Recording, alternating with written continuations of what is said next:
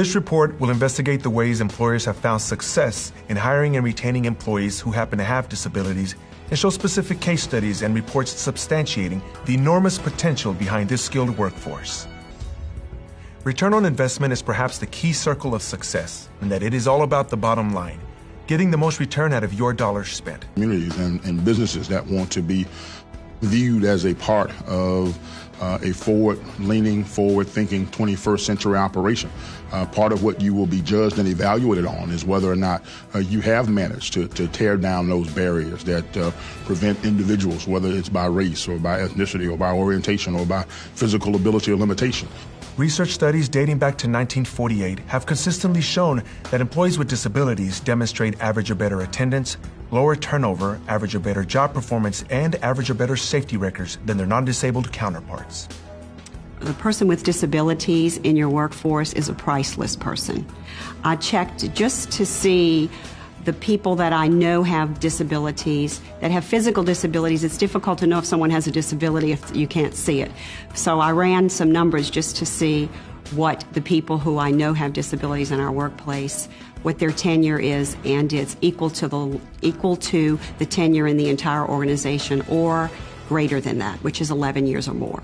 By 2018, the total employment requirement is projected to increase by 15.3 million, which is greater than 10.1%.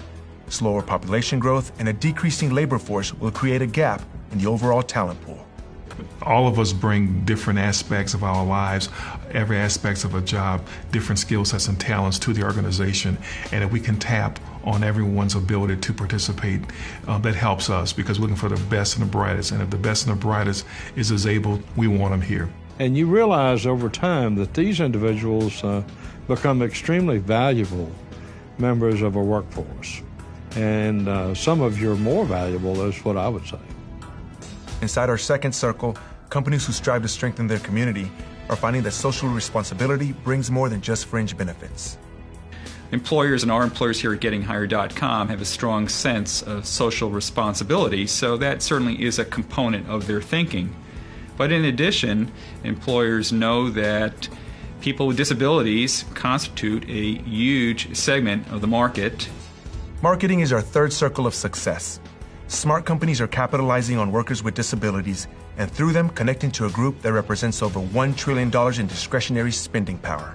54 million Americans with disabilities, including approximately 3.3 million veterans, represent the third largest market segment behind baby boomers, placing them ahead of Hispanics, African Americans, Generation X, teens, and Asian Americans. We have customers who are disabled, so we have employees who are disabled.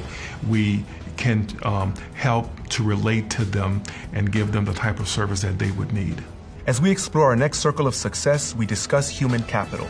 That the average workplace accommodation costs less than $500, and further that fewer than half of people with disabilities require a workplace accommodation at all. 50% of accommodations cost between $0 and $50, and 88% cost less than $1,000. Most employers surveyed also reported that dollar benefits far outweigh dollar costs. The government has, in its efforts to ensure that we provide an even and level playing field for individuals who have certain disabilities and limitations, offers great incentives for the private sector out there to step up and be able to take advantage of. Successful business leaders know a diverse workforce can lead to an increased market share, whereas a lack of diversity can lead to a laundry list of negative consequences. When I go to the grocery store, I'm usually there for quite a while, and I walk up and down the aisles and I see all kinds of people from all walks of life and from all types of backgrounds. And I feel when I walk through the workplace that it should be the same thing. And I'm proud that when I walk through the halls here at our company and walk through the buildings, I do feel like I see the same types of people represented throughout the company, which makes our customers happy, and we're able to relate to our customers, and our customers can relate to us a lot better as well. Our sixth and final circle of success, innovation, is perhaps the most surprising benefit coming from workers with disability. One of the many examples of workers with disabilities shaping a company is from Walgreens. More than 40% of the workers at this warehouse have a disability. The building is designed to accommodate just about anyone with touchscreens, and flexible workstations. Everybody comes in, everybody works side by side. Same pay, the playing field. Same pay, same job, same performance. And this setup is also good for business. This distribution center is 20% more efficient than any in the entire company. That's why other companies are now looking at the Walgreens model, one that's faster and easier to use. The surprise is the impact it had on the people without disabilities. In this building, the cooperation, the teamwork is better. There seems to be a purpose. When the equipment stops here, instead of chatting, people pick up a broom or a rag and start cleaning off the equipment. Now, how many, does that happen in your DCs? Come on, be truthful. Because it doesn't happen in any of our other ones. To any employer out there who's considering hiring persons with disabilities, I would say focus on the person's abilities. What can they do? What's their attitude? How eager are they to work for you? And if you quickly focus on the ability, you will see that the disability really doesn't matter. Or as a business, which you deliver a product, deliver a service with the pursuit of ultimately making a profit, you end up putting yourself in a better position to do that most effectively by having as open and as wide of a net as possible when you bring in those potentials that you select from in order to staff up your operation. And the bottom line is that it's good for the bottom line.